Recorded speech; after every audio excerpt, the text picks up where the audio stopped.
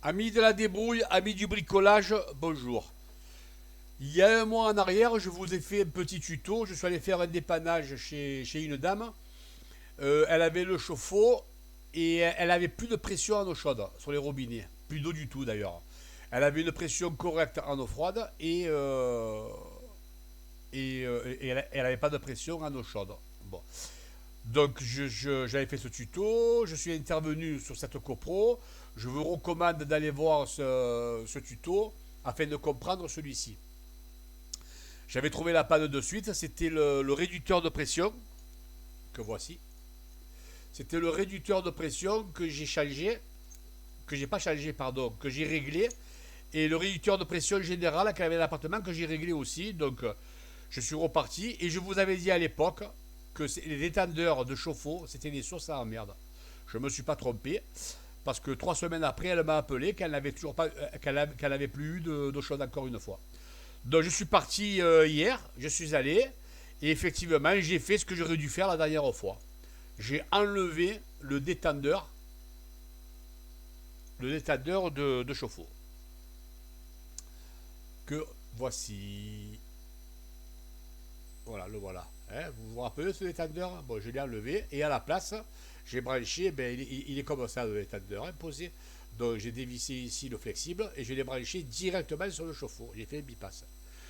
Donc voilà. Mais, il y a un autre souci, c'est que son détendeur qui est en place, je l'avais dit aussi à l'époque, il est défectueux, c'est-à-dire qu'il est vieux, il fuit, et les réglages, j'arrive pas à les faire comme il faut. Il y a un coup la pression le monte, un coup elle descend, bref. Donc je lui en ai parlé, elle m'a dit que je lui change, et elle est partie en acheter un de détendeur. Et je vais aller lui changer demain.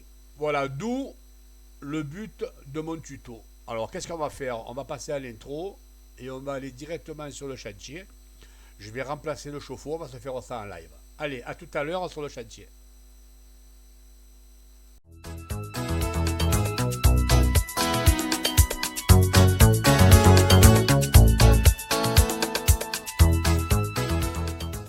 Amis de la débrouille, nous revoilà arrivés sur le chantier.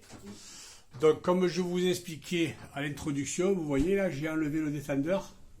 Il y avait un détendeur ici, ce qu'on appelle un détendeur de chauffe-eau. Je l'ai enlevé, j'ai mis une réduction et j'ai raccordé en direct. Jusqu'à là, pas de problème. Maintenant, il va falloir que je change cette pièce. La propriétaire a été m'acheter le détendeur et bien sûr, elle a pris un super haut de gamme.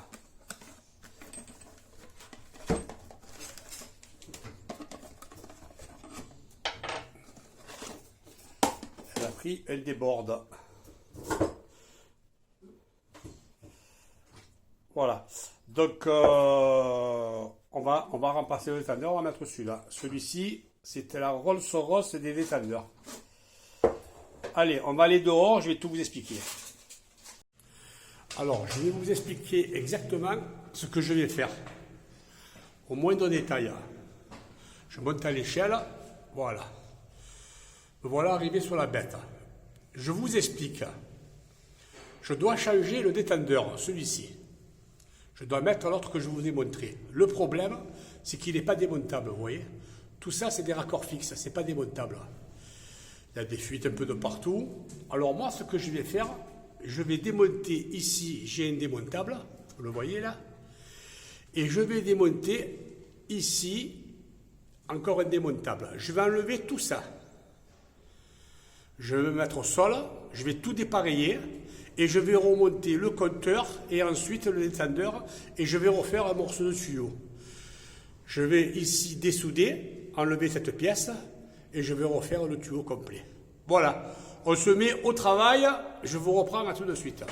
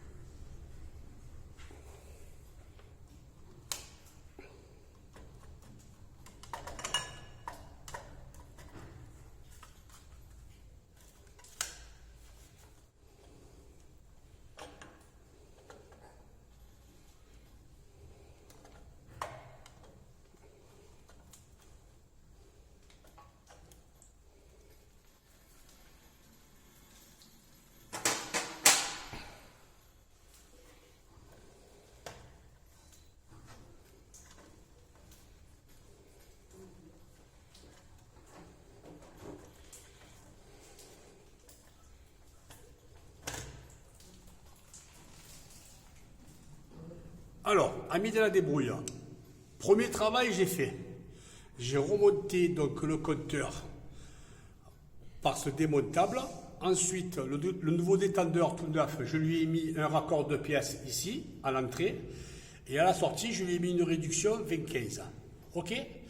Que j'ai vissé avec de la filasse et du géba joué. Maintenant, je viens de mettre le nouveau détendeur avec 2 joints à l'intérieur bloqués. Tout ça, c'est bloqué. Qu'est-ce qu'il me reste à faire? Il me reste à faire la liaison entre le détendeur, sortie du détendeur, et la canalisation de la maison. Comme la soudure, ce n'est pas une soudure à l'été, c'est une brasure, je ne vais pas pouvoir le dessouder ce raccord. Alors je vais le couper ici, là. Je vais le couper avec un coupe-tube et je vais le nettoyer. Je vais refaire un morceau de tuyau qui va venir jusqu'à là. Je vais mettre un écrou libre avec un collet battu sur le cuivre et je vais faire une soudure et c'est terminé. On se reprend à tout à l'heure. Je ne peux pas filmer en travaillant, c'est très difficile. Et puis en plus, la vidéo elle serait trop longue et vous en aurez marre de regarder. Non. Alors je vais vous apprendre à faire un collet battu là-dessus. Alors je cherche l'outil là, je le vois là. Alors il nous faut pour ça une presse.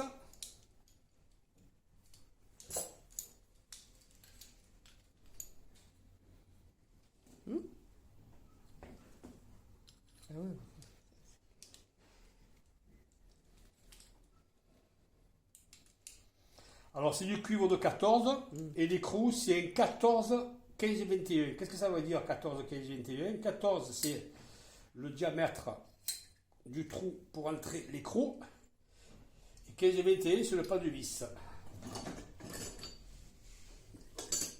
On prend le cône. Deux petits coups pour l'évaser. Ensuite on le prend.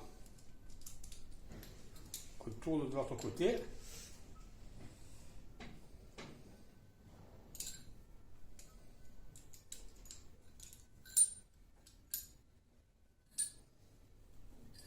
Alors j'ai pris la propriétaire pour tenir la caméra. Hein. Des fois que vous ne le savez pas. Voilà. On a tourné. On évase encore plus. Et avec le marteau, on finit. Alors, si on l'a faite trop grande, c'est ce qu'il reste à faire. La lime.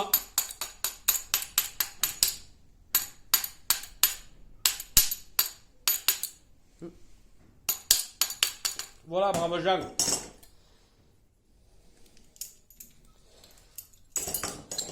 Regardez. Elle est pas belle, ma colorate? Nickel. Voilà. Maintenant, je vais présenter ça en haut. Je vais couper à la dimension ici qu'il faut. Je vais le tracer avec le crayon. Je vais faire un emboîtage, une soudure et c'est terminé. Allez, on se reprend tout à l'heure. Amis de la débrouille, finalement, j'ai pas filmé le travail de l'emboîtage. Mais parce que je croyais que j'étais en caméra, j'étais en photo. Bon, c'est pas grave. Donc, j'ai mis le tuyau en place, j'ai tracé, j'ai coupé. On coupe avec ça, avec un coupe-tube, on coupe. J'ai coupé le cuivre et j'ai fait l'emboîtage avec ce genre d'appareil, vous voyez. C'est un appareil, ça, qui est sensationnel. On gagne un tempo avec ça. Et pour faire l'emboîtage, ce qu'il faut que je vous dise, c'est qu'il faut que le cuivre il soit recuit. Hein. Parce que moi, le multicouche et le PER, je ne connais pas. Voilà. Moi, je travaille à l'ancien temps. Le travail moderne, je ne connais pas. Je travaille toujours au cuivre, les emboîtages et les soudures, etc. Voilà, on met ça en place. Et ensuite, je vais essayer de vous filmer en faisant la soudure. A tout de suite.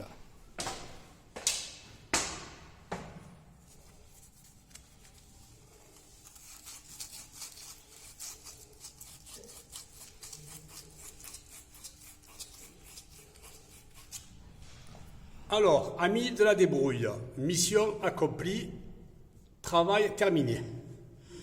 Voilà, vous avez vu la différence entre ce travail et ce qu'il y avait avant. Ouais, c'est tout du direct. Alors, si demain on veut démonter le détendeur pour X raisons, on défait ici, c'est un démontable, et on défait ici, c'est un démontable, et on enlève le détendeur et on le change ou on le répare. Et si on veut démonter le compteur, c'est pareil. On a un démontable ici, et on enlève le compteur. Alors, je vous explique un truc sur les détendeurs. Quand vous achetez un détendeur en magasin neuf, surtout de la marque comme celui-ci, ça c'est la marque des boards, c'est la Rolls-Royce, c'est des détendeurs ou des réducteurs de pression, vous l'appelez comme vous voulez. Alors, ils vous disent sur le mode d'emploi, ils sont tarés en usine à 3 bars. Qu'est-ce que ça veut dire, ils sont tarés à 3 bars? Ils sont tarés à 3 bars dans leurs usines. Mais en vérité, il faut faire un contrôle. Pourquoi? Parce que s'ils ont été tarés à 3 bars, qu'eux, ils ont envoyé une pression de 10 bars. C'est sûr, ils sont à 3 bars. Mais si maintenant, je balance que 5 bars, j'ai plus 3 bars en sortie. Est-ce que vous comprenez? Ils ont été tarés à 3 bars en usine avec leur pression à eux. Mais ils ne connaissent pas la pression de l'endroit où j'ai installé le détendeur. C'est pour ça qu'il faut toujours faire un petit contrôle. Alors ça ne variera pas beaucoup, hein, ça variera aux alentours de 100 grammes. Admettons, là, si je contrôle, je vais trouver peut-être 2,8 kg. Mais pour moi, c'est nickel chrome. Voilà, c'est une petite parenthèse pour que vous le sachiez. Hein.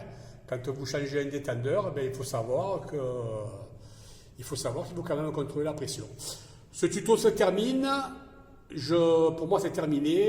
Je vous dis bye bye à bientôt. Et si vous avez des soucis, vous me le dites. Ce que j'avais oublié de vous dire.